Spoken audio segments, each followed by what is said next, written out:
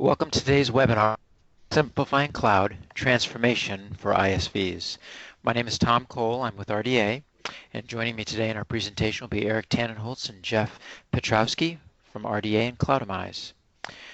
Our topic for today is helping ISVs transform to the cloud. And the way that we're going to do is we're going to talk a little bit about the cloud in general and why it has an impact on you as an ISV.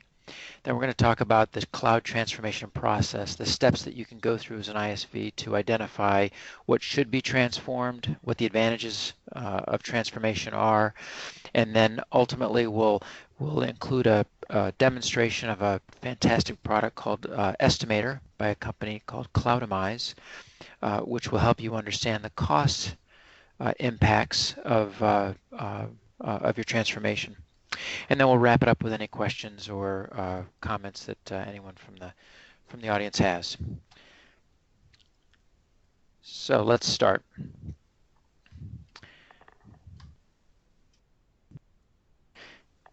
When you talk about the cloud and you understand what the impacts are for an ISV, I think the right way to think about it is what are the market forces. And probably the most significant market force that we've seen for our software vendor clients has been the impact of tablets and smartphones.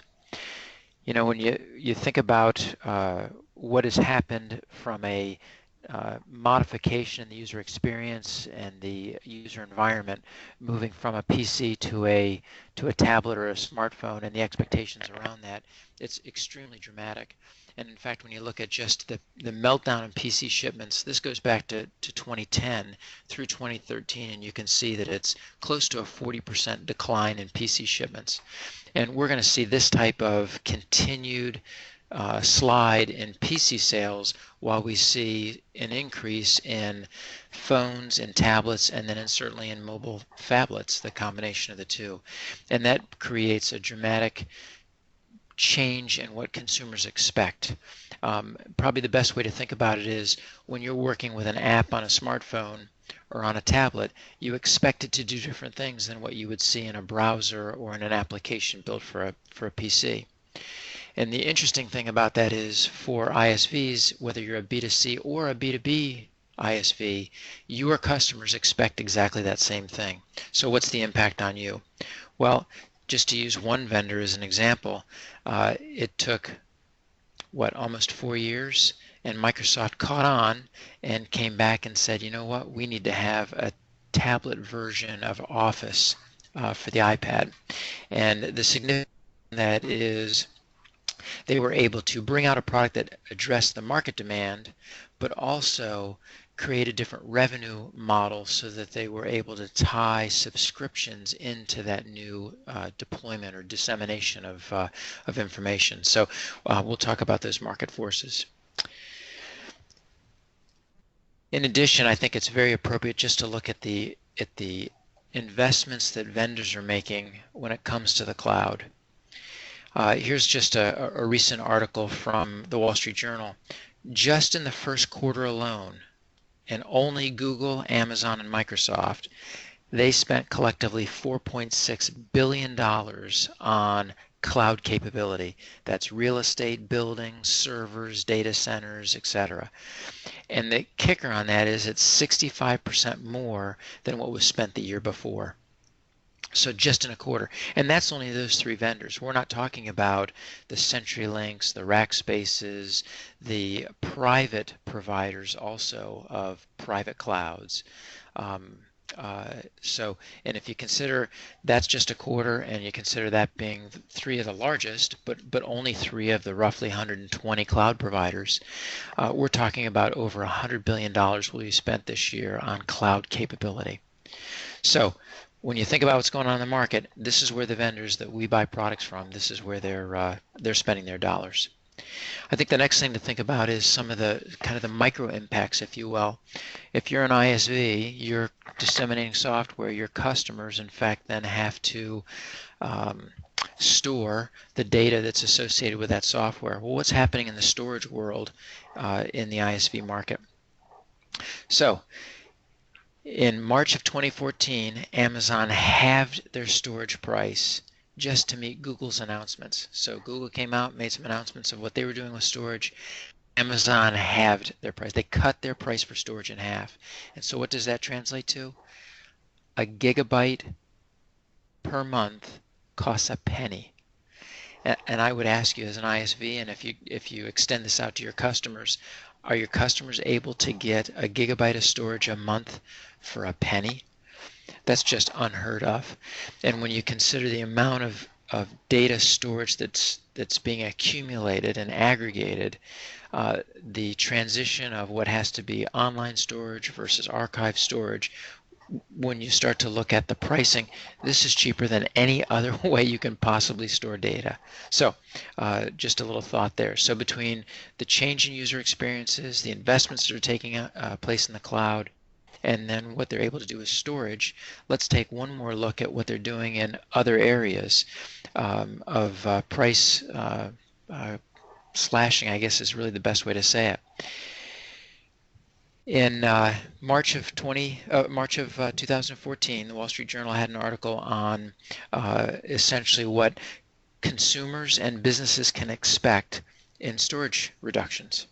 So Amazon, in this particular case, dropped their storage price, again in response to Google, by 30%. So here you have Google comes out, they have an offering, Amazon drops it at 30%, and for those of you who are involved in any type of relationship with Microsoft, Microsoft has been pretty open in committing that whatever Amazon's prices are, Microsoft will match those prices.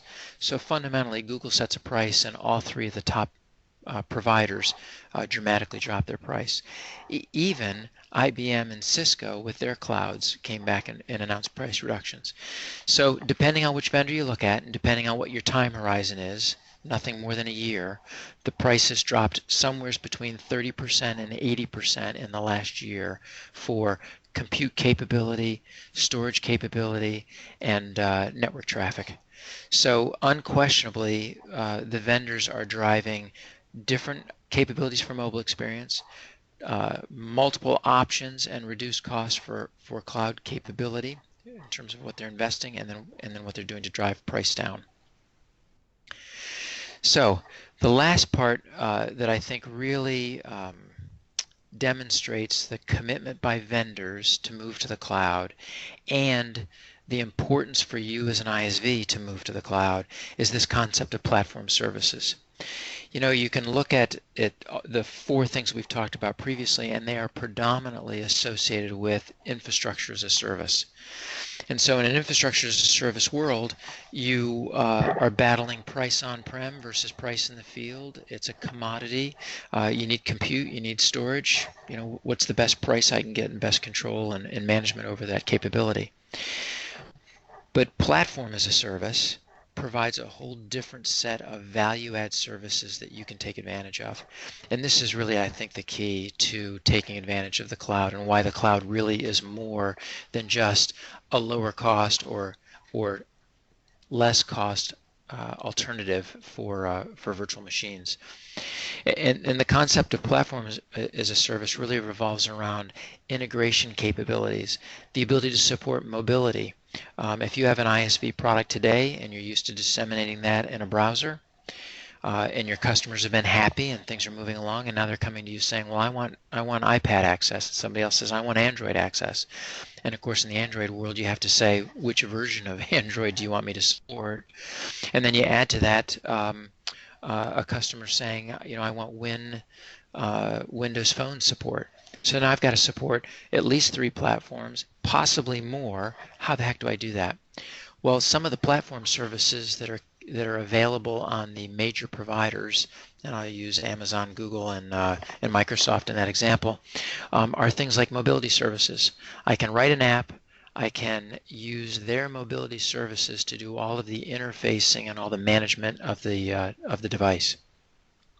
So whether it's mobility services or application integration services, one other one that I like to chat about is this concept of big data and why the cloud is so essential for big data. In the big data world, it's more than just the data that your application creates. Your customers want to be able to combine that application data along with other data. it might be consumer behavior data, it might be scientific data, it might be healthcare records, it might be financial records, it could be atmospheric or weather data. That data in combination with your data provides real value to a customer. And in the concept of being able to aggregate that data, you need to have the ability to be able to stream in large quantities of external data. You need to be able to perform some type of reduction, cleaning up and reduction of that data, and then you need to be able to provide it into a format that consumers can use it or businesses can use it. And so I picked one here, one survey from UBS.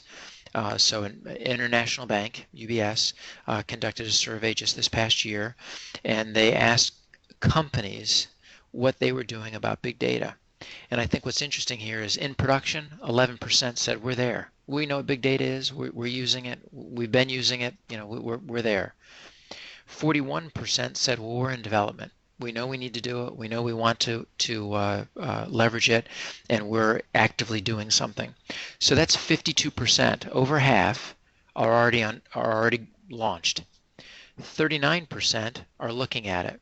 So now we're at 91% of your customers are either using big data, have something in production, or are actively looking at how to leverage it. 91%. That can only happen when your data and your capabilities, along with others, are accessible via the cloud. So I think this concept of platform services is really the empowering aspect, if you will, of moving to the cloud. The next thing I'd like to kind of help you get your arms around and why the cloud is so important is this concept of why businesses, what reasons do businesses use for moving to a public cloud? And this study was conducted by Forrester, and essentially what it says is there's no one single reason. There's no one thing that is the predominant force of why companies want to move. But in fact, it's actually several things, and each of those things, when quantified, is somewhere between 10 and 15% of the reason.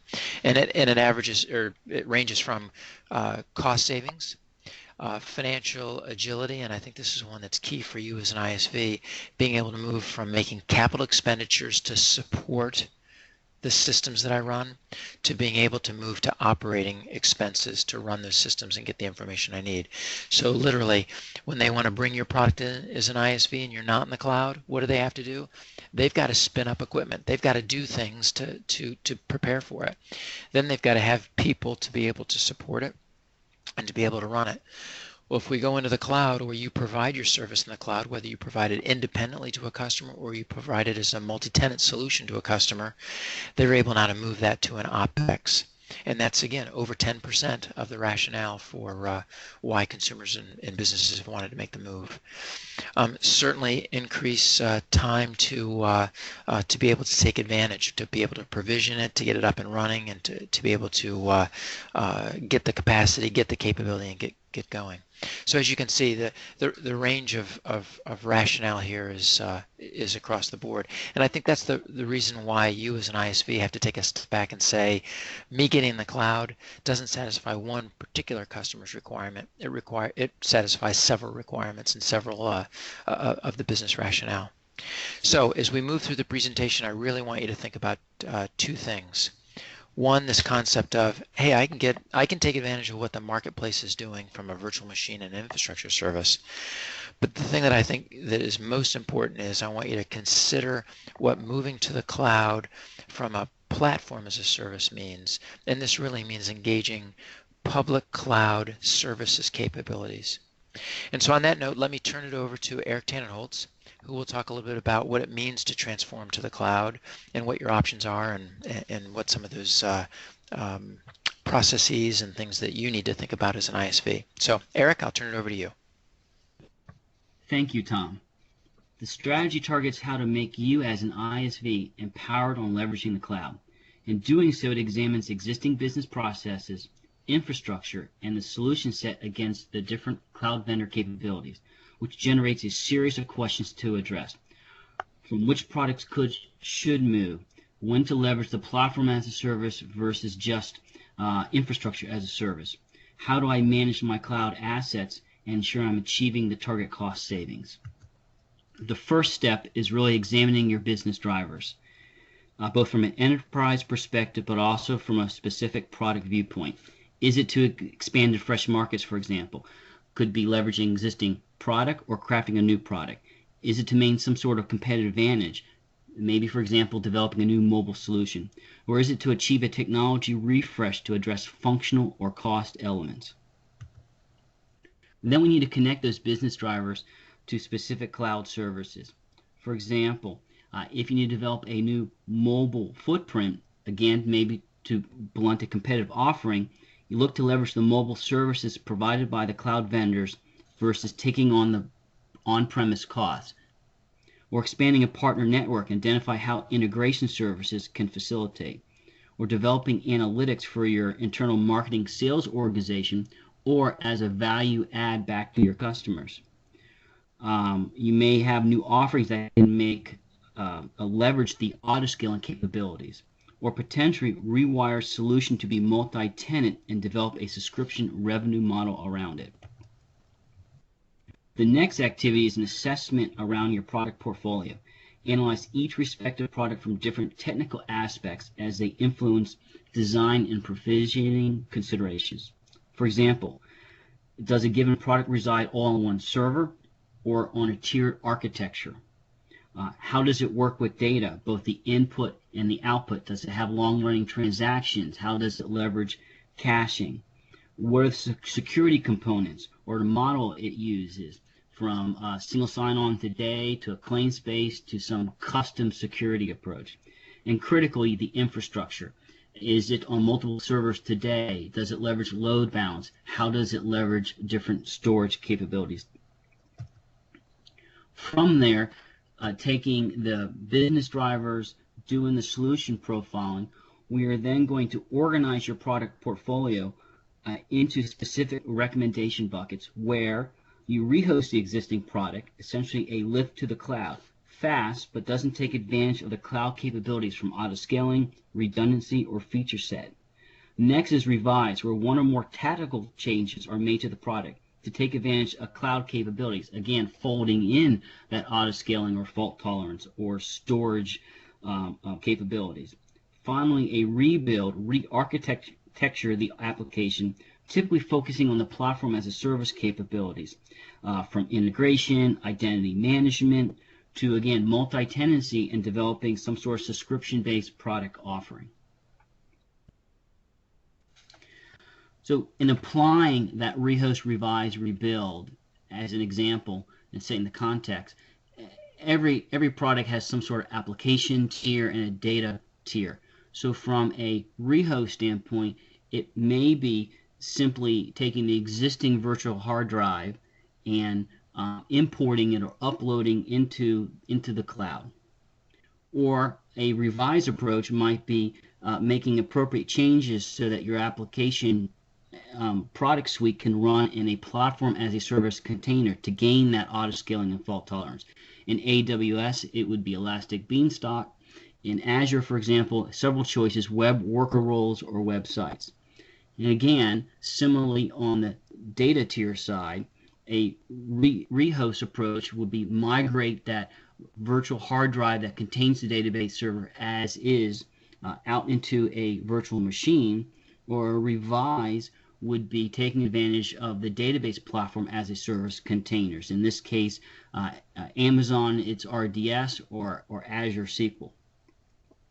Or taking it to the next step and making even more strategic revision changes, looking at your data and figuring out a more cost-effective and performance-driven approach, potentially splitting the data between different approaches, from leveraging NoSQL databases to object storage, as well as keeping some components in a relational database.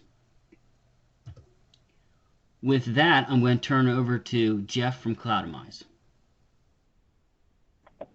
Yeah, thanks, Eric. So as Eric had mentioned, I mean, there are so many different options to be considering when you want to bring a SaaS offering to market, when you want to shorten integration cycles to help your customers better adopt and more quickly adopt your solutions.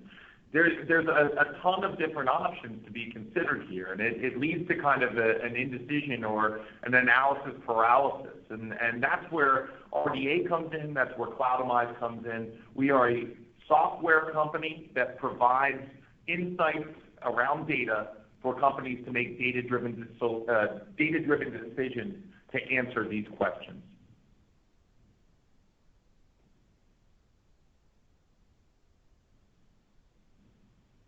So we've got two products, both basically solving the same overarching mission that I had just mentioned. The first being Cloud Estimator, our pre-cloud product.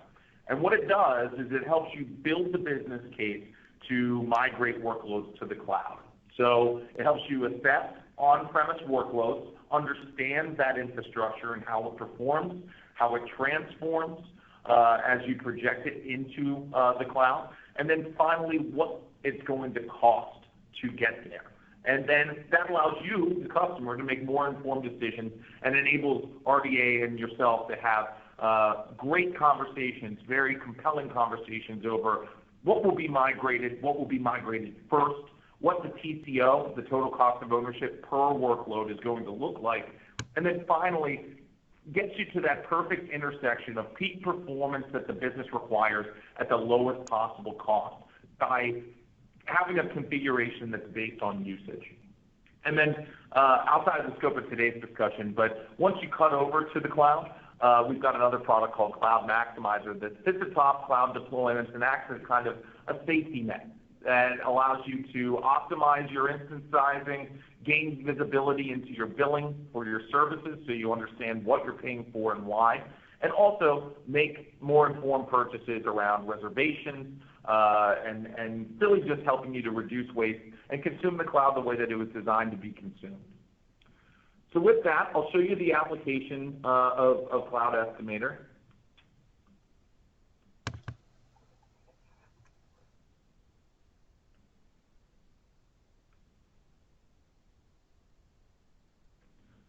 So this is Cloud Estimator. Just to give you kind of a lay of the land, we take two cuts with Cloud Estimator. The first being a baseline plan, and that is the inefficient but traditional IT approach to migrating to the cloud. Just basically lifting and shifting machines, whether they're virtual or physical, and putting them over into the cloud. No regard to usage, just based on hardware specs and machine size. And while that's pretty much the only way that the companies historically have been able to leverage it, really what it comes down to is mitigating the entire benefits of moving to the cloud, right? The stuff that Eric had just been talking about, the agility, the flexibility, and then paramount is the cost efficiency.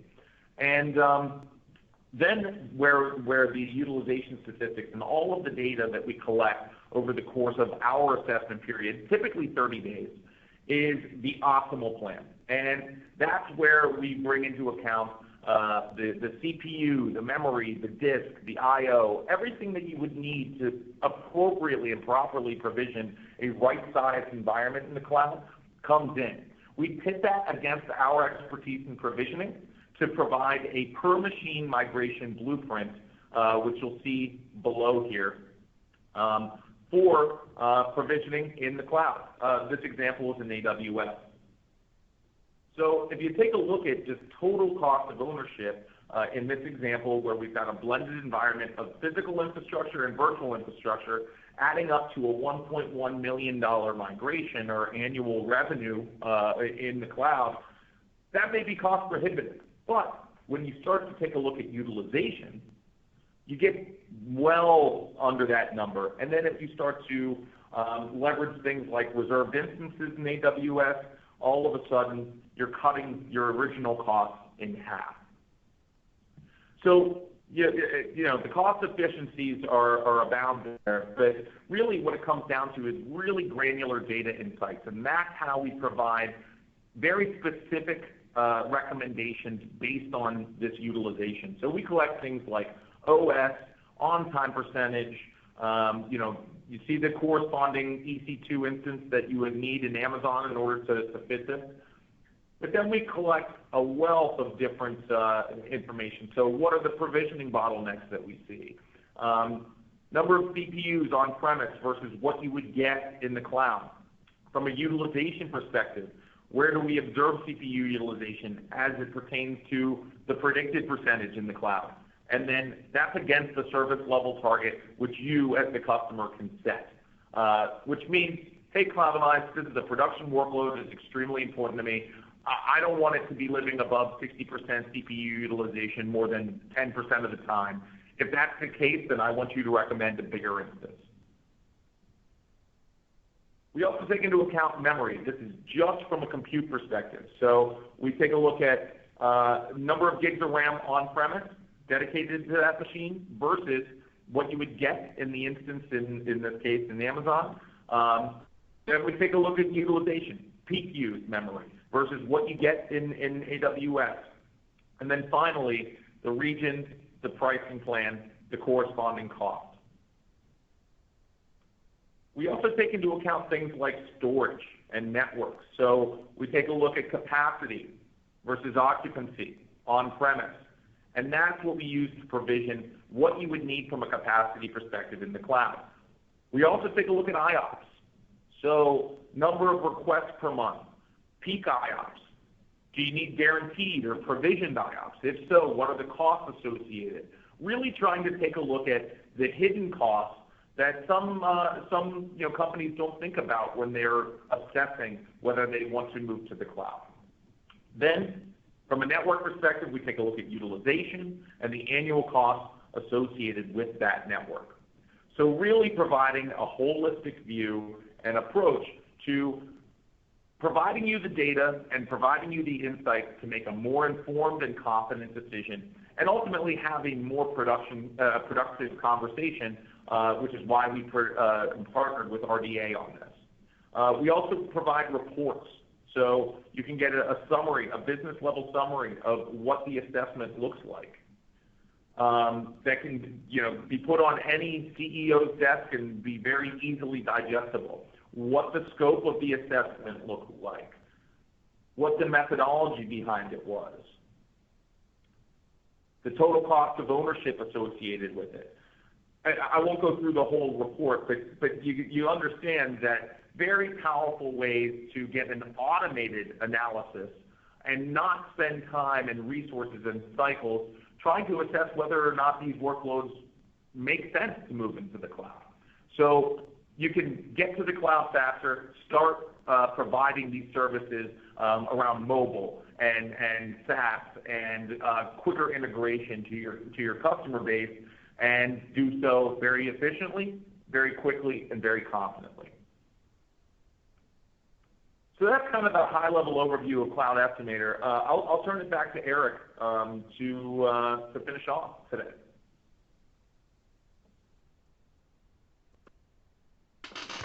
Thank you, Jeff.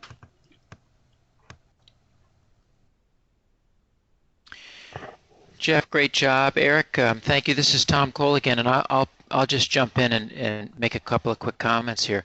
The first one is, hopefully during this session you've had an opportunity to understand what the cloud, what the market is doing and why the cloud is so necessary and so attractive for an ISV.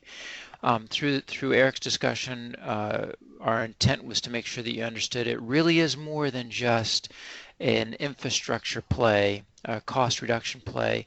It really is about empowering and enabling your applications to be more productive, more capable, evolve faster, new features, etc., for your clients.